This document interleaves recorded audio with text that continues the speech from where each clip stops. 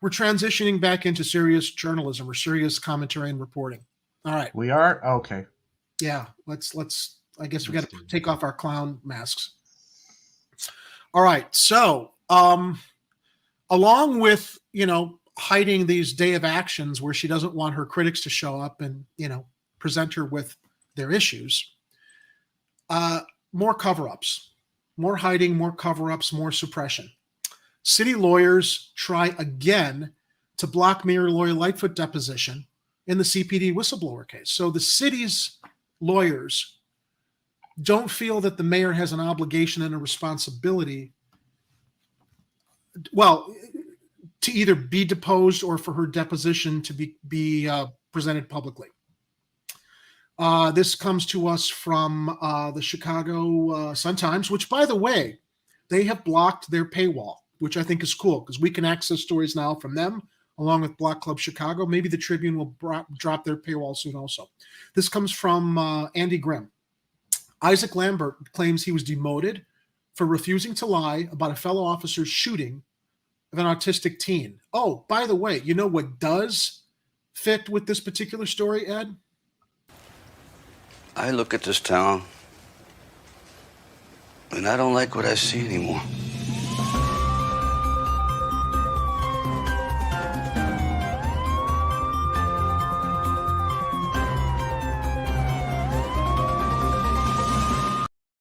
Who knew we'd have two cop watch stories tonight? So getting back to the article. Two that we're covering. Oh, yeah, right. Right. A week before the deadline for Mayor Lori Lightfoot to answer questions under oath in a Chicago police whistleblower lawsuit, lawyers for the city are asking a judge to block the deposition.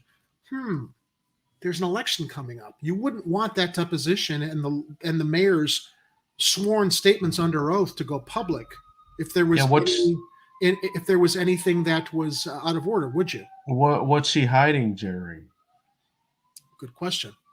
Cook County Judge Thomas Donnelly last month ordered Lightfoot to sit for a 1-hour deposition with lawyers for Chicago police officer Isaac Lambert, who claims he was demoted by the department after he refused a superior's request to lie to protect a fellow officer involved in the 27 shooting of an unarmed autistic teen. You would think a mayor of a world-class metropolitan city like Chicago would want to set the record straight, be transparent, share what she knew, as well as make sure that this son of a bitch who killed the unarmed autistic teen never wears a badge or carries a gun again.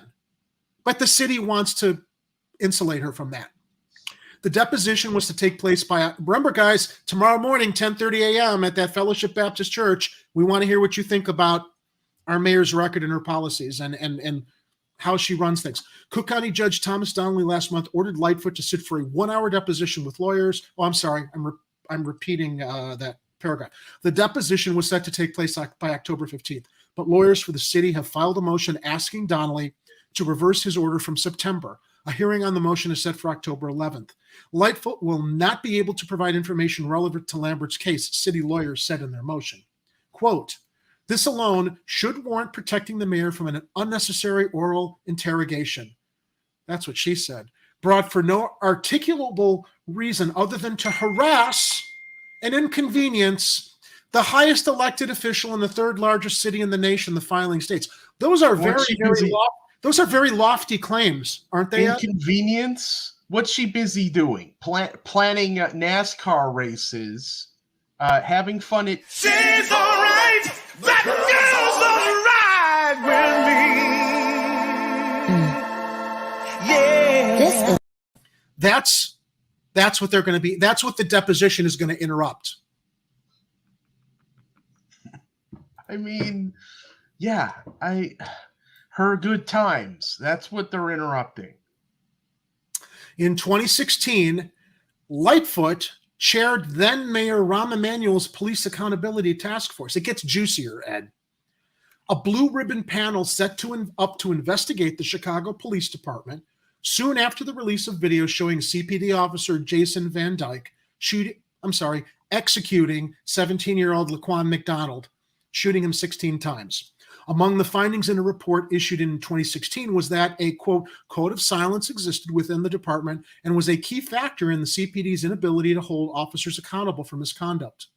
In 2017, Sergeant Khalil Muhammad shot 18-year-old Ricardo Hayes near his home in Morgan Park. Lambert said he refused superiors' requests to change reports to say that Muhammad was a victim of an aggravated assault by Hayes, his lawsuit states. Video of the shooting shows Hayes running and skipping near Muhammad's home as Muhammad was driving home after his shift. Muhammad allegedly called the teenager to come toward his car, then shot twice from inside his vehicle, hitting the teen twice. 5 days after the final draft was submitted by detectives nearly 2 years after the shooting, Lambert's supervisor told him he was being sent to the patrol division, according to the lawsuit. When Lambert asked why he was being transferred in what he considered a demotion, the supervisor told him it was an order from Chief of Detectives Melissa Staples. The commander of detectives for Area South, Rodney Blissett, also has sued the department, claiming that he too was demoted after he denied to a city attorney that he had ordered Lambert's transfer. The city paid $2.25 million to settle a lawsuit filed by Hayes, who was struck twice by bullets fired by Muhammad. Muhammad was given a 6-month suspension for the shooting, a punishment that Lightfoot, while she was running for mayor in 2019, said was too lenient. What do we have to unwrap here, Ed? Just that, even when you have accountability organizations, if they don't take the recommendations, if we're not going to actually have accountability, why are they there? For optics, apparently, but nothing else. When Rahm was mayor and when she was holding police accountable, this is one of the things that she ran on. And she said that his suspension was too lenient. Now she doesn't want to deal with the inconvenience of a deposition to set the record straight. While she's also now publicly announcing her public events to try to control the narrative regarding her reelection. Look, this is all tied together, okay? This is preceding an election. Whatever she has to, under oath, reveal in a deposition, clearly her attorneys feel that this is going to be damaging to her and can be used against her because she probably fucked up somewhere like she always does. Or something's going to come out that shows that she has no control over what's going on, while she's desperately clinging to control everywhere else to control the optics regarding her service as mayor, which is woefully inadequate. So I just find it interesting that, we're not going to talk about her, her get together Saturday morning, her take action rally. Because we only want supporters there. We don't want anybody. We don't want dissent. Well, you know what that is that they probably don't want people to know how desperately they need to get signatures so she can get on the ballot. Yeah. And they need people to help her with that. Yeah. She will perjure herself. And, and I know that politicians end up hiring people to do that kind of stuff, but something tells me that maybe they're not getting the signatures that they need, and they're desperate at this point. I think I'm speculating, though. No, you've got some great insight there, Ed, because if she weren't in trouble with the petition drive, why would they want to keep the collection of petitions secret? Wouldn't they want to appeal to a lot of people to come help them? Of course not, because she knows that she's in trouble. To be fair, I think a lot of political campaigns try not to make every single thing that they do open to the public when it's smaller actions that they're doing within their campaign. But that said, this isn't one of those things. She should be. I mean, instead of focusing on all the other stuff like the karaoke and her good times, she should be focusing, if she gives a crap about getting reelected, about outreach for her campaign. See, she calls tomorrow a day of action. When I hear day of action, as far as civic gatherings go, it means for the participants to engage in action that's going to help people. This No, day of action that's is to not get what her you on the want. ballot. Yeah. The day of action is to put on some comfortable shoes and go out and knock on people's doors and see if you can get enough signatures. Right. Because apparently whatever she was doing ain't cutting it. Without any dissent from anybody, I would imagine that maybe there are some protesters that want to put on their comfortable shoes and follow the petition gatherers. I'm not advocating for that. I mean, I don't know how many people are watching us tonight or paid attention to my tweet on social media that this is happening. Yeah. And I don't know if we want to, reach out to other candidates running for mayor and, have them, compete at knocking at the same doors, saying, no, wait, sign my petition instead. I mean, we wouldn't want to do that kind of stochastic activism here, Jerry. We haven't tagged any other candidates on Twitter to let them know this was happening tomorrow. Or maybe we did. But really more to balance the playing field, because she chose to go crash the progressive mayoral debate forum a couple weeks ago that she wasn't invited to, having her flunkies pass out literature that we reported on, claiming she's a progressive candidate when she's not. So I just figured it was probably fair to let people know on Twitter that this is happening tomorrow, so that, perhaps some of her opponents can go participate and share information the way her flunkies were sharing information, actually sharing inadequate information at the progressive debate that she wasn't invited to a couple weeks back. Oh, Kathy, slow to the party. I did tag you. I don't know if you've been on Twitter tonight. Anyway. Well, we can always retweet that a few hundred times. Yeah. I've encouraged everybody to retweet it. Everybody who's on Twitter tonight. So, that's. Are we breaking any more news this evening? I think they're all broken now. Let's see here. Let me get to my. Well, you know what, Ed? Amazingly, surprised 2.5. How many breaking stories did we have tonight? 5. 6 now? 5 or 6? I think 5. Okay, but now we have one more. I look at this town, and I don't like what I see anymore.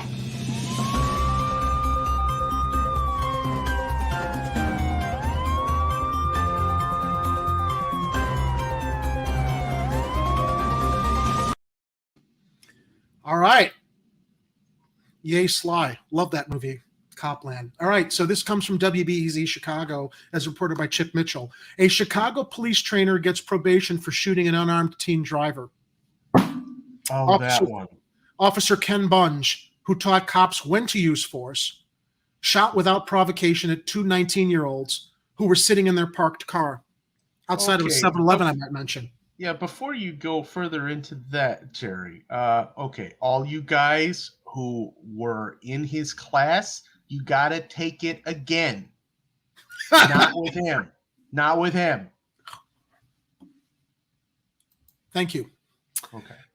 A Chicago police trainer who faced 12 felony counts for his unprovoked shooting of an unarmed teenager will not be sent to prison after a plea agreement with Cook County State's Attorney Kim Fox's office. There's another one who's got to be shown to the door.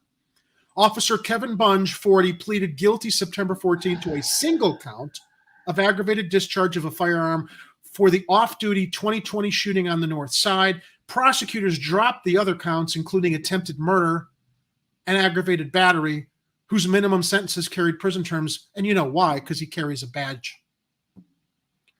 Judge Charles P. Burns ordered 30 months of probation, 5 days in a sheriff's work program, a $549 fine, and mental health management treatment. Why didn't they vet all that stuff before they gave him the gun and the badge? I don't know. Bunge's attorney, Timothy Grace, hailed the plea deal. He received no special treatment or benefit because he was a law enforcement officer, Grace wrote to WBEZ, saying the prosecutors recognized that Bunge made a mistake in that he believed that the victims were about to engage in a vehicular carjacking. A statement from Fox's office said the victims, Jamner Orozco Carreto and Carlos Ramirez, agreed with the resolution of this case.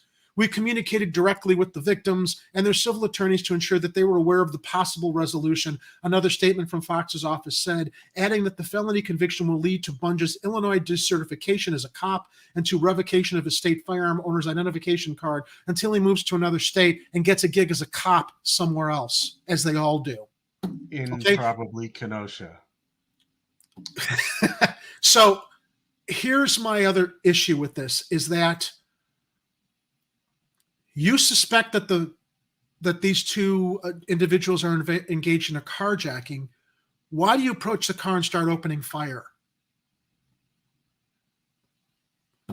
That is the mindset now. Yeah. Shoot first, ask questions later. Yeah, that's not de-escalation, Jerry. No, it's not.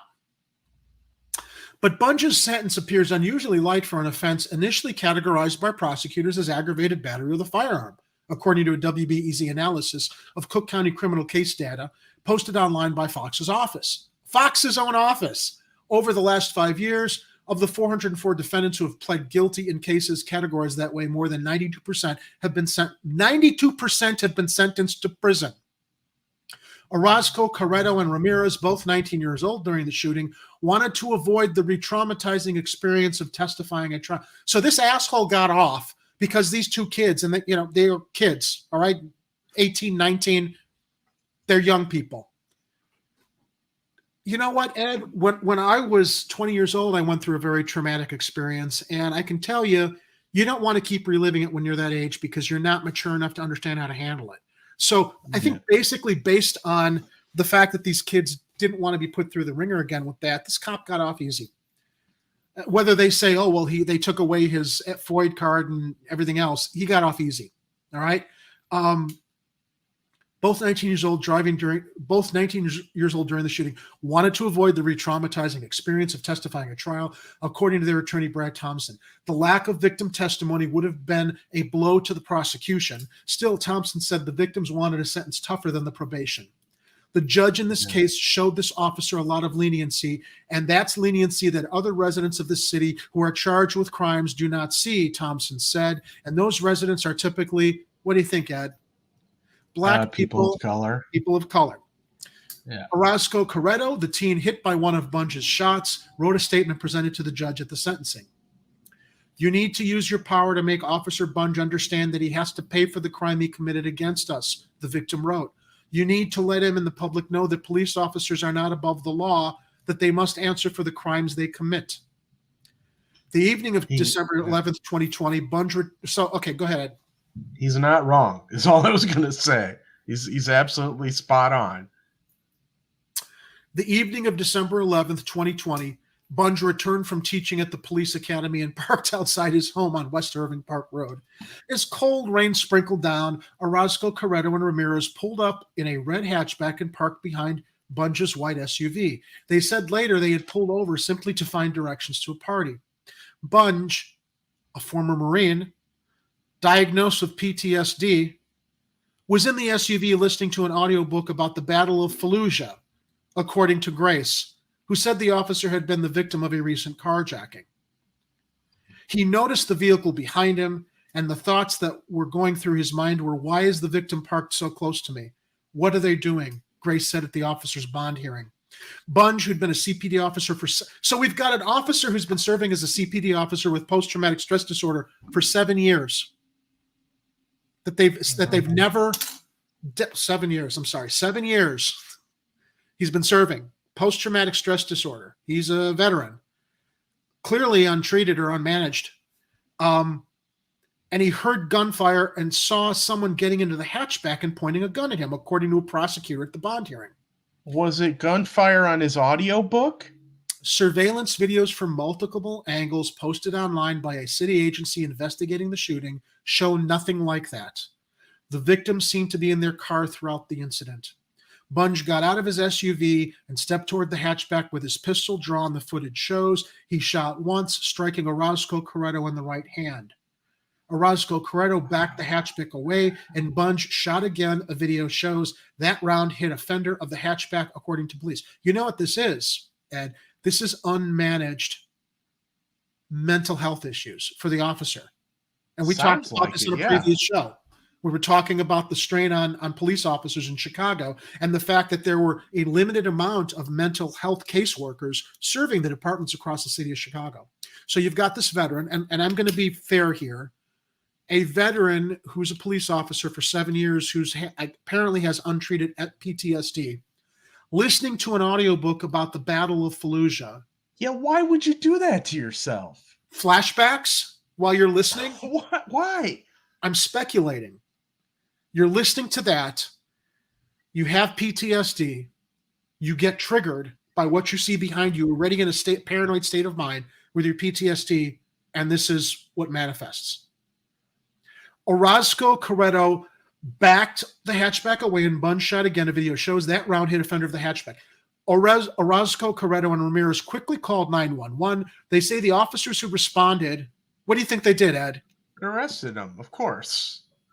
But police did not find any gun in their car or any evidence they had fired shots. Thank goodness for all the surveillance cameras, because who knows if this guy Bunge would have had some of his fellow officers falsify reports and plant a gun or do all the things similar in the story that just preceded this one regarding Lightfoot not wanting to testify at a hearing regarding cops who were filing a lawsuit against the city because they were dismissed because they were whistleblowers and they did want to tell the truth.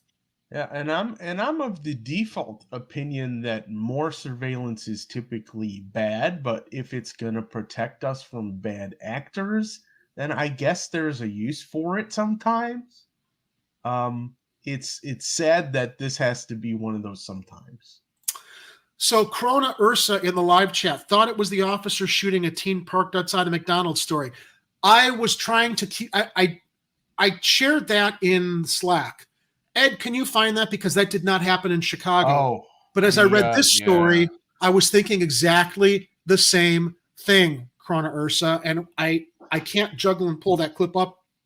I think Kit retweeted it earlier today. Yeah, if you can find that, Ed, let me continue the article and have it ready. But let me get through the rest of the article. Because it's the same thing. Cops they jump out of their cars and they just start shooting. It's like the wild, wild west. Okay? Post-traumatic stress aside, this asshole seriously had some issues that triggered what he did. I don't know what the excuse was for the officer with the video outside the McDonald's shooting at the teen who opened the car's door and just started shooting into the car. We'll have that video up, even though it didn't happen in Chicago. But it does relate a lot to what we're talking about regarding police culture, fearing for their lives, shooting first, and asking questions. Well, not even asking questions later. Shooting first and trying to cover things up later. All right. More than 3 months later, okay, so police did not find a gun in their car or any evidence they'd fired shots. More than 3 months later, Bunge was arrested and charged. 3 months later, Bunge, despite all the surveillance video, 3 months later, he was arrested and charged with aggravated battery with a firearm and aggravated discharge of a firearm. The case against the officer expanded in April of 2021 when a grand jury indicted him on the 12 counts, including the attempted murder and aggravated battery charges, 4 counts of aggravated discharge of a weapon, and 6 counts of official misconduct. Orozco, Corretto, and Ramirez, meantime, sued the city and Bunge. This past February, the city council approved a $1.2 million settlement. You know what, Ed? Even if it's our taxpayer money paying out on these lawsuits, they didn't get enough, I think. Okay. Fox's office asked whether Bunge's sentence was fair, sent a statement that said the court accepted the defendant's plea after a presentation of facts, the defendant's criminal history, and other aggravating and mitigating factors. You know what, Kim Fox? Fuck you too. Fuck you too. Okay. Why don't you share that video, Ed? I have the video, but I just want to let people know that there is sounds of gunfire and there could be a person being shot. And so if you're sensitive to that stuff, you may want to tune out for about 45 seconds. Okay? You've been warned. Here we go.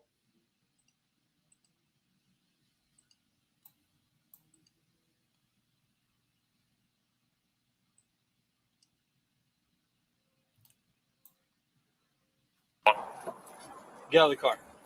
What?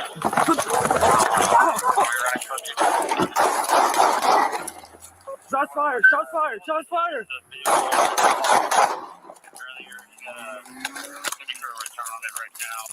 Shots fired! Shots fired!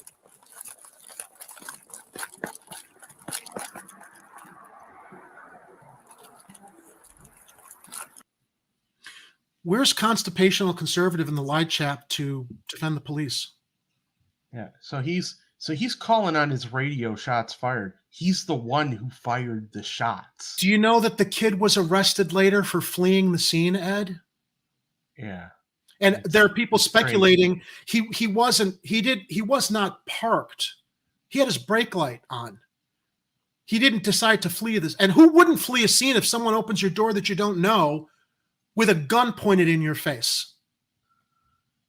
Yeah, and now there's another tweet where they're saying that the cop who was shooting had thought that this was the same car he was pursuing the previous night that apparently evaded him, and he was mistaken.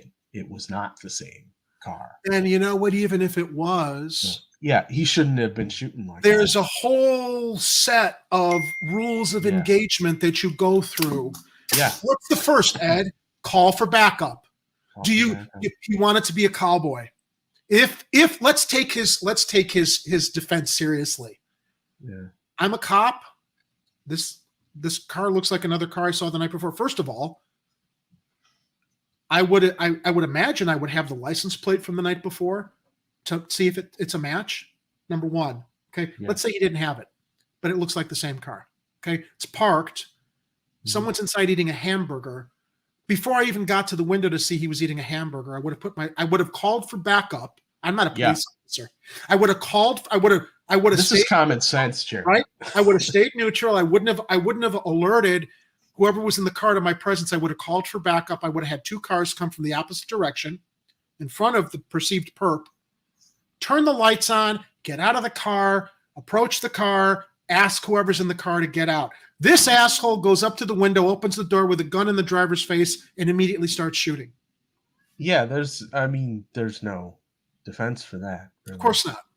But again, It's it not. speaks to these stories that we share all the time of police culture. And you know what? I'm going to give credit to the officers in the previous story that acted as whistleblowers and filed lawsuits because they were punished for being whistleblowers.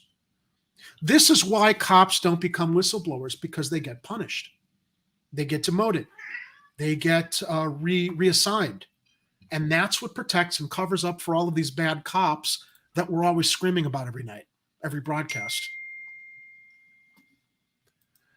Yeah, I hear Oreo Yeah, meowing in the background there.